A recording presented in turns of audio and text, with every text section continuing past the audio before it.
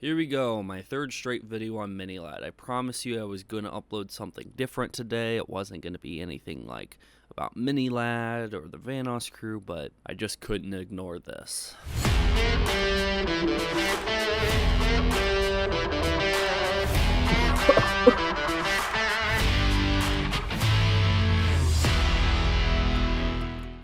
Hello everyone, 2JV here, and today, yes, we have another chapter in the whole Minilad thing. This time, it was kinda just pointed out to me that, hey, there's something rather alarming, and I don't want this to end up being a side thought later. So like, where there's more drama coming out, and then this becomes the second piece of info, the side thought that no one really cares about. So I'm gonna smack you with this information right off in the beginning of the video. Before I do that though, I have to sponsor my Discord. Go join my Discord. We're doing giveaways of like gift cards and Discord Nitro and a bunch of other stuff, maybe an Amazon gift card or something, I don't remember. But make sure to go down in the description below and join the Discord, and then you can also chat with me about this whole drama thing and DM me and do whatever you want. But regardless, the piece of info is this.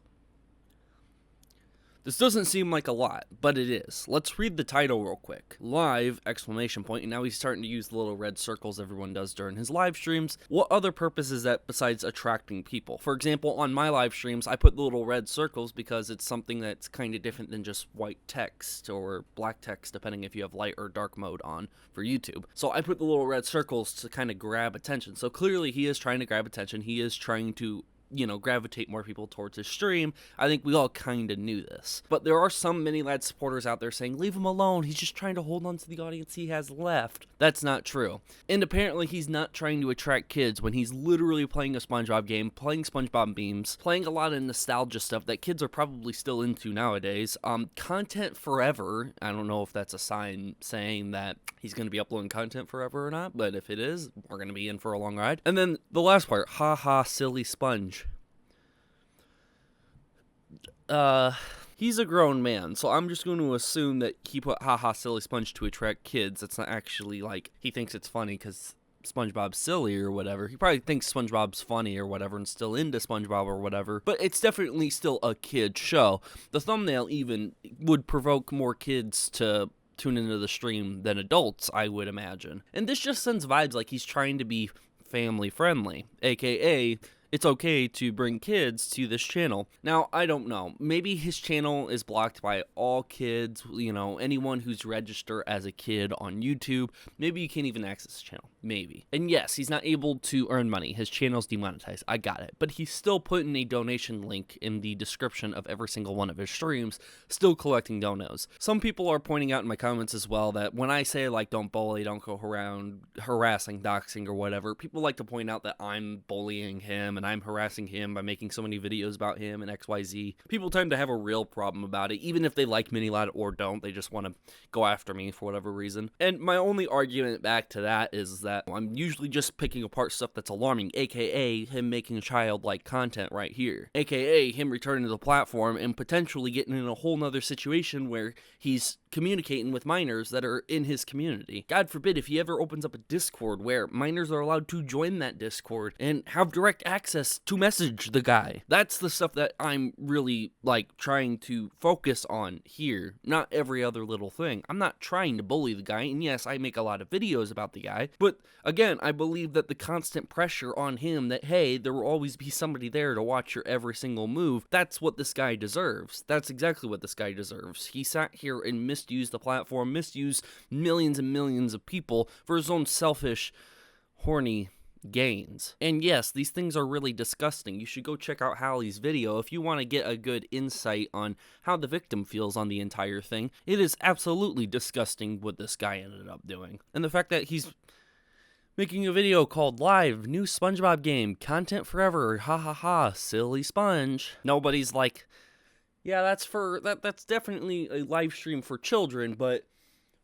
we'll let it slide. Minilad's gotten better, okay? He went to therapy, he worked out, he got skinny, he's attractive now. Let's let him off with a warning, okay? He can make content now. TJV, you're super bad. You're making too many videos. You're bullying him too. You're milking the whole drama right now. Stop making videos on the guy, okay? Clearly he's forgiven, and even though he's making content for children and literally sent nasty photos and received nasty photos from children, he can still do this. It's okay.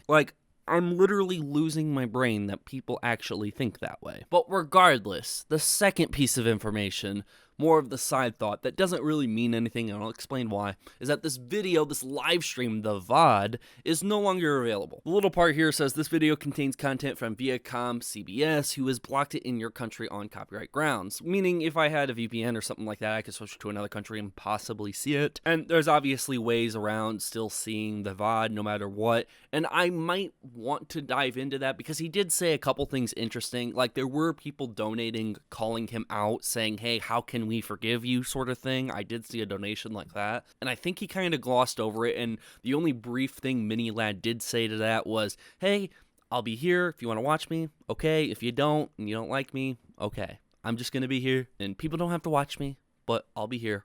But when he's directly trying to attract kids with his titles, and I don't think he could do any real format without attracting kids. Now, there's a way to make more adult-like content, so it's clear that you're not trying to attract kids. But when he's literally pulling up SpongeBob games and memes and all this other stuff, literal kid show type stuff, that's the alarming bells going off in everybody's head. Now, the whole copyright thing, he was playing clips from SpongeBob, the actual show, but my first thought was maybe, like, since he was playing the game, and Viacom, somebody who works at Viacom or whatever, saw that he was doing it, he was like, yeah, we don't want that type of guy promoting and playing our game. We're going to copyright his content. But he was just playing clips from the show, obviously, so that's probably what it is. I don't think somebody's directly looking out at Mini Lad's channel, avoiding him playing the game, but that would be completely hilarious if that was the case. So yeah, it was probably just him playing clips from the actual SpongeBob show, and that's why, you know, the copyright claim and everything, or the copyright block in terms of most countries. And I live in the United States, so most people in the United States probably won't be able to see this. But yeah, other than that though, there's nothing really with the Mini Lad update. And yes, I do want to get away from like making a video, every other video about Mini Lad or whatever like that. There will still be videos about Mini Lad. There will still be streams where I watch Mini Lad stream, waiting for him to slip up and say something. But there is some other content that I do plan on making and everything. I got some skits I gotta do.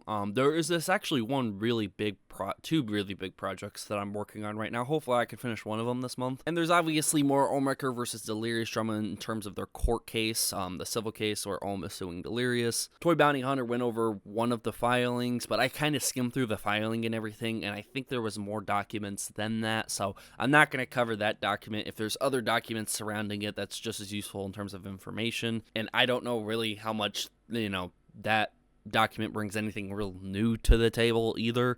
So if there is actually something new and something to share and something for me to like, I want people to focus on, like this piece of information I think is a lot bigger than what people are taking it as, for example, the title here and the type of content Mini Lad's making, then I will make a video about it and I will talk about it. But anyways guys, if you like the video, make sure to hit the like button, go down in the description below and join the Discord. That would be great, and I will see you guys all next time. Peace.